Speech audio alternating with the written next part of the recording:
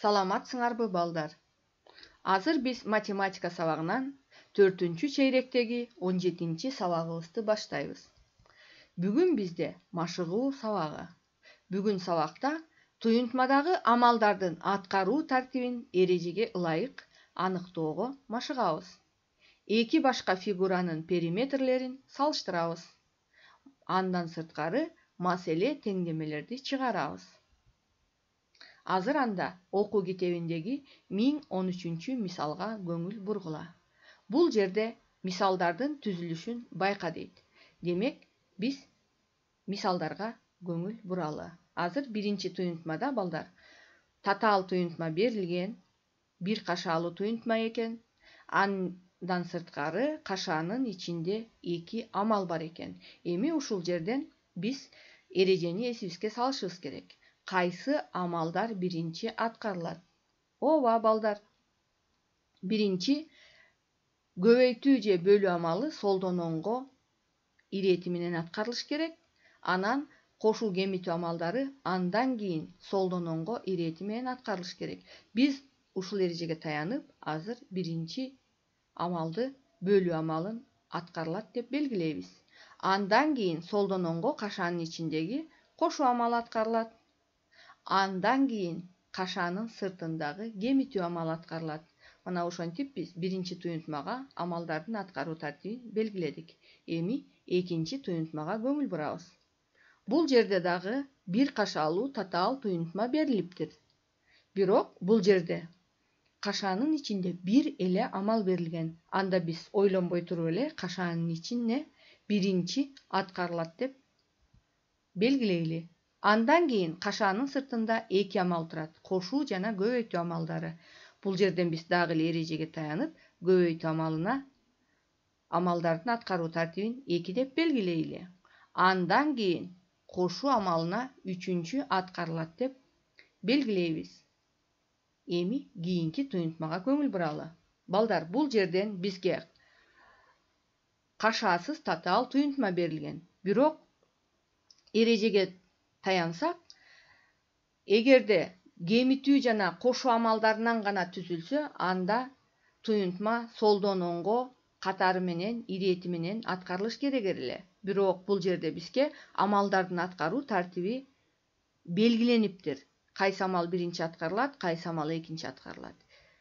Ал боюнча карасак, бизде биринчи амал бул 18 менен 4-түн айырмасын табуу экен. Демек, балдар, ойлонобуз. Кантип ушул амалды биринчи аткарышыбыз керек?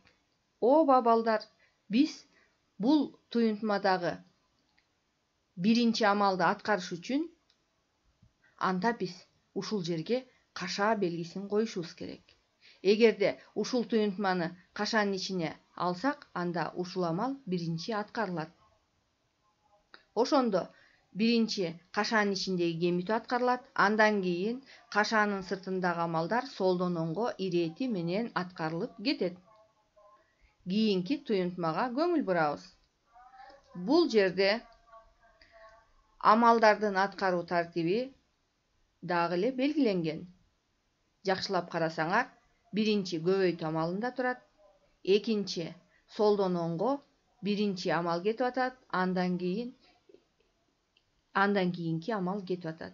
Бул жерде бизге кашааны коюунун зарылчылыгы жок. Бул жерде кашаа белгисин койбосок деле, көбөйтүү амалы биринчи аткарылат. Көрдүңөрбү балдар, биз азыр амалдардын аткаруу тартибин эрежеге ылайык коюп чыктык.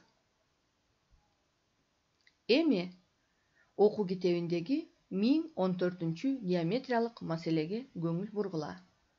Анда мен берилишин окуйм. Ар бир жагы 12 сантиметр 3 миллиметр болгон 5 бурчтуктун периметри менен ар бир жагы 15 сантиметрден болгон квадраттын периметрин салыштыр дейт. Бул жерде биз биринчи фигуралардын жактарын белгилеп алышыбыз керек.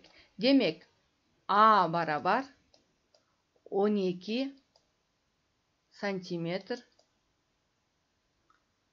5 мм деп биринчи фигуранын жагын белгилеп алдык. Эми биз периметрин табышыбыз керек. Биринчи фигуранын периметрин табабыз. Демек, периметрин табыш үчүн биз бардык жактары барабар болгондуктан Аны 5ке көбөйтөбүз. Анткени биздин фигура 5 бурчтук. Ошентип биз биринчи фигуранын периметрин табабыз.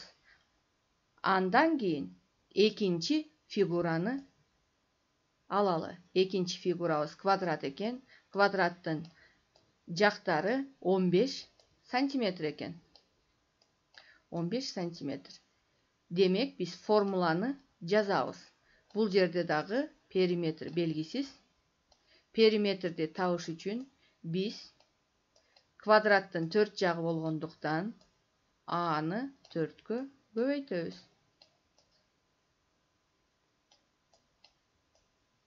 Мына балдар, биз эми ушул фигуралардан 5 бурчтукту P1 деп белгилеп алалы. Ал эми квадраттыкын периметрин P2 деп алалы. Демек, биз балдар периметрлерин таап, андан кийин P1 менен P2-ни салыштырышыбыз керек. Мына бул жерге мен чакмак коюп койдум. Силер периметрлерин таап туруп, анан салыштырып коесуңар. Эми кийинки тапшырмага кетели. Бул жерде бизге 1016 мисалда теңдемелер берилген. Теңдемелерди чыгарууда биз белгисиз компонент кайсы компонент экенин биринчи аныктап алышыбыз керек. Силер билесиңер, бирок мен дагы бир жолу силерге бир сыйра эсиңерге салып коеюн. Эгерде белгисиз биринчи компонент болсо, бардык амалдагы теңдемелер тескери амал менен аткарылат. Бул биринчи эреже. Экинчи эреже, эгерде теңдеме кошуу же көбөйтүү амалдарынан турса, ал теңдемелер дайыма тескери амал менен чыгат. Ал эми кемитүү жана бөлүү амалдарында белгисиз компонент экинчи орунда турса, анда теңдеме ошол эле амал менен аткарылат. Балдар, силер берилген 6 теңдемени мен азыр айткан ушул 3 эрежени эсиңерге сактап, анан аткарсаңар, туура аткарасыңар. Эми балдар, мен силерге кошумча маселе даярдадым. Анда маселенин берилишине көңүл бургула. Ашкана биринчи күнү 60 килограмм картошка, экинчи күнү андан 3 эсе көп, үчүнчү күнү экинчи күндөн 15 килограммга аз картошка сарпташты. Башкача айтканда, колдонушту. Ашканада 3 күндө канча килограмм картошка керектешкен деген суроо коюлуптур. Эми балдар, биз белгилүү белгисизди аныктайлы. Биринчи күнү 60 килограмм колдонушуптур. Бул белгилүү. Экинчи күнү биринчи күнкүгө караганда 3 эсе көп дейт. 3 эсе көп. Демек,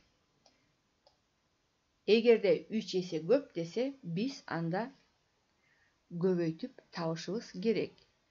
Эми үчүнчү күнү болсо, экинчи күнгө караганда 15 килограммга аз. Демек, 15ке аз десе, биз демек экинчи күндөн 15 килограммды кемитебиз. Анан акырында биз бардык 3 күнү сарпталган картошканы табышыбыз керек. Ошондо балдар, биз акыркы жообубуз 3 күндөгү колдонулган картошканы табуу. Эми балдар, силер кыскача шартын түзүп койдук. Ушул кыскача шартын жазып, маселенин чыгарышыңар керек. Андан сырткары жообун жазасыңар. Анан акырында маселеңерди текшерип койсоңор болот. Эми кийинки кошумча тапшырмага көңүл бургула. Бул жерде Амалдардын аткаруу тартибин белгилеп, астына ар бир амалды айрым мамыча жазып иштешиңер керек. Балдар, биз бүгүн амалдардын аткаруу тартибине карата мисалдарды иштедик, теңдеме чыгардык, маселелерди иштедик. Эми сабагыбыз аягына келип жетти. Силер WhatsApp аркылуу мугалимиңерге ушул тапшырмаларды аткарып жөнөтүшүңөр керек. Ушуну менен сабагыбыз аягына келип жетти. Эмки сабакта жолугушканча саламатта болгула.